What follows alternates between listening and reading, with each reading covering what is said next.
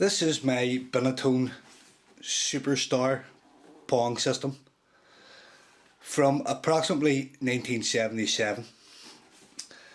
Couldn't find a solid date for the release of these, but round about 1977 is as close as I could get. And yeah, that's another generic Pong clone. These ones are a bit more sophisticated than the Princetronic one that I showed previously, but really it's just Pong. So the box, as always, has the happy family on the front having lots and lots of fun playing their Pong system. Shows you a few screenshots on this. Now the thing about these is they actually have interchangeable cartridges, so you can get different cartridges for them which include different games. Mine is just basically the Pong cartridge. As you can see there's tennis, stunt rider, there's actually a racing type game, and knockout, none of which are on my cartridge. I would actually like to try and find the other cartridges for this. Side of the box just shows you pretty much what it does and what's included.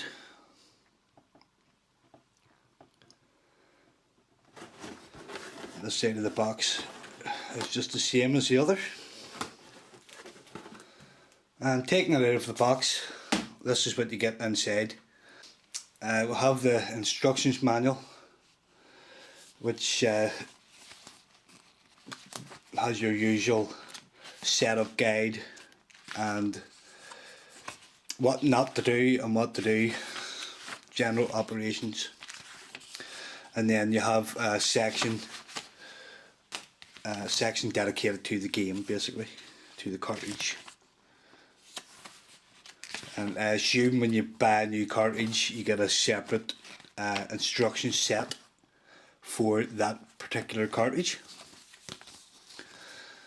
Checklist for the console. It's basically a fault finding guide. And I have the original guarantee card with this as well.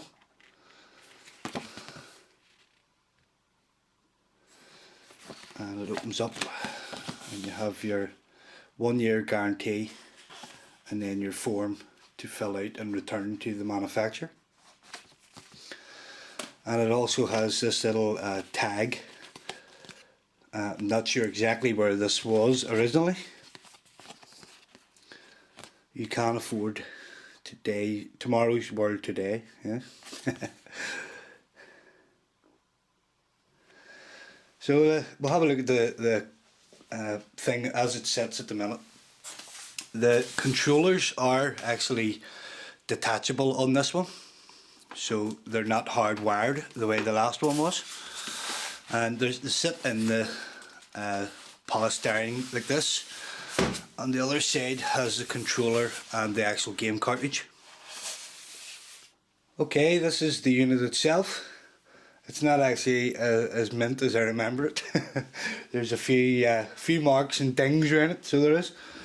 But yeah, this thing's close to 40 years old, so I can't complain really.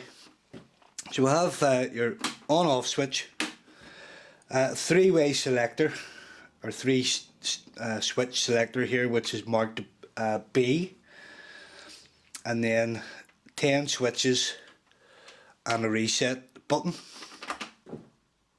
We'll have a little LED light here, and obviously your cartridge slot, your left and right ports for controllers. Nothing on the sides or the front.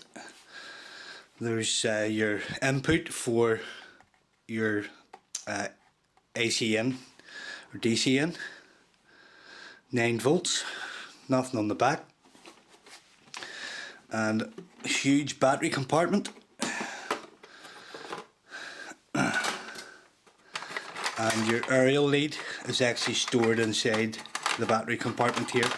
It's hardwired, and this takes 6D batteries again, and same as the last Princetronic one, the speaker is built into this thing, so the sound actually comes out of the system and not your television. And nice little cutouts on the battery compartment there to feed your aerial lead out through. And the sticker on the bottom there, you can read for yourself. These are the controllers. They actually have a separate fire or serve button on each controller, and a full analog joystick, non-self-centering, and has the old style telephone spring type cable on it.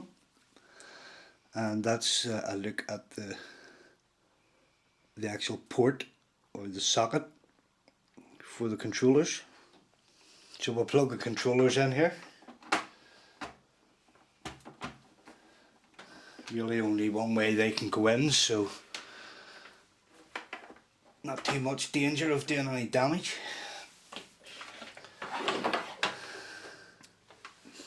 Taking a look at the cartridge itself here, as you can see my top label has started to peel, so I need to stick that down with a bit of glue. It tells you which games are on this, so there's 10 games on this one, and it tells you your selector switches, these 3 black switches here, what they do. So first is ball speed, bat size and ball serve. And there's actually a spring loaded protector here on the cartridge, and you can see the pins on the cartridge edge there. It actually takes quite a bit of force to get this down into the cartridge slot. You know, just pushing it down gently doesn't work. You have to put your whole hand on it and lean on it, and that's it snugly in place. So nothing left but to plug this thing in and show you the games. Okay, so firstly, this television doesn't particularly like the signal from the Binatone, so there is some distortion on screen. But the first thing you will notice is there's actually colour on this system. It's not black and white like the majority of the clone systems. So, yep, as you can see, nice colour. So this is game number 1, which is called Target. So you have a crosshair here which you control with the controller, and you basically have to shoot that flying blue box. It's easier said than done. So the green score is how many I've missed, and the blue, wow, that's annoying. The blue one is how many I've shot, obviously. So you have to press the button when your crosshair is centered on the blue box, and it's reasonably difficult.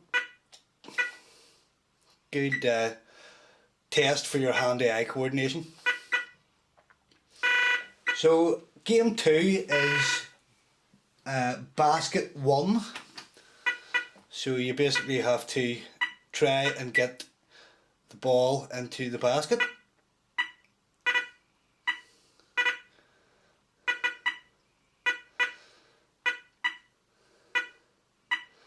And there's a 2-player version, which is button 4. So there you have both players trying to get into their own baskets there. We'll have squash, single player squash.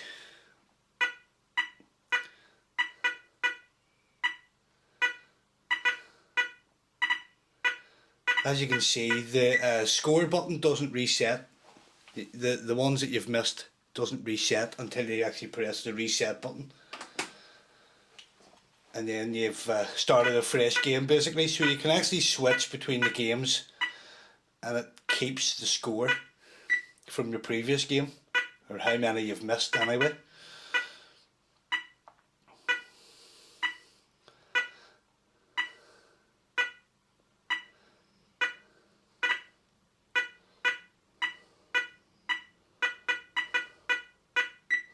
You can see it gets pretty quick. You know, it doesn't take long for it to get a lot faster. I'll change the ball speed. See what that does. Put the ball speed up. There's no indication on this which is the harder setting and which is the easier. It's probably in the instructions manual somewhere.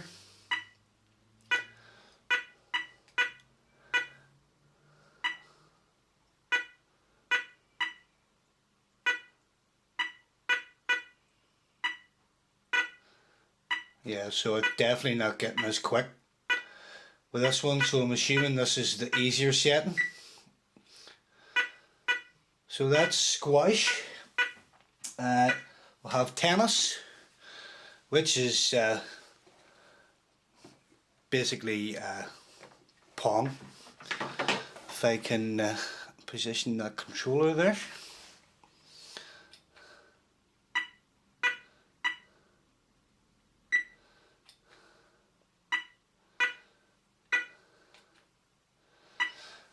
We'll have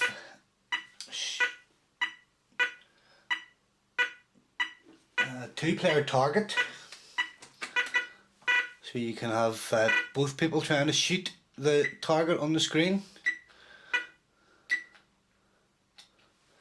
We'll have a game called Grid Ball, which is this, so you're basically, you can only move up and down.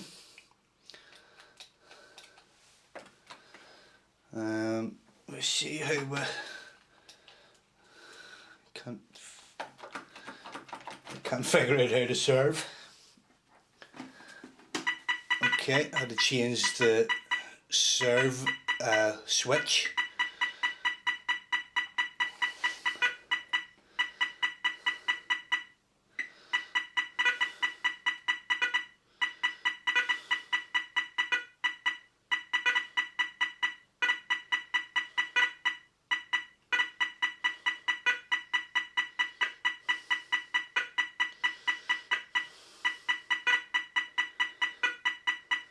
Yep, so something a bit different. If we can get it to shut up. Something a bit different with that game. And lastly we'll have, well, not lastly, but we'll have football. Which is the same idea, but you can actually position your front bat on this one by using the left and right on the joysticks. So you actually have a movable player that goes out into the field. And the last one is hockey, which is basically the same as football, but you have a goal rather than just the holes in the edge of the screen there. And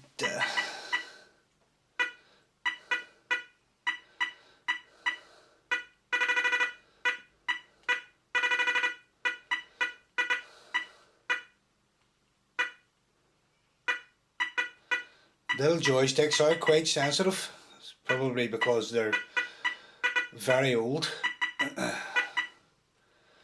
You do need to be quite gentle with your movement, or else you just flab out all over the place. Just shut that up again there. The bat size, that's the difference in the bat size there. And that's really about it. You have your serve button actually, or switch actually, is automatic or manual serve. So that's about it. Like I said, there's other cartridges. I don't know how many cartridges were released for this thing, but you can get like a racing game and other types, and I would like to get them at some stage if I can find them on eBay cheap. I'm not willing to spend an awful lot of money on them, to be honest. So that is the Binatone Superstar system from about 1977. So hope you enjoyed watching, guys. Thanks again. Bye for now.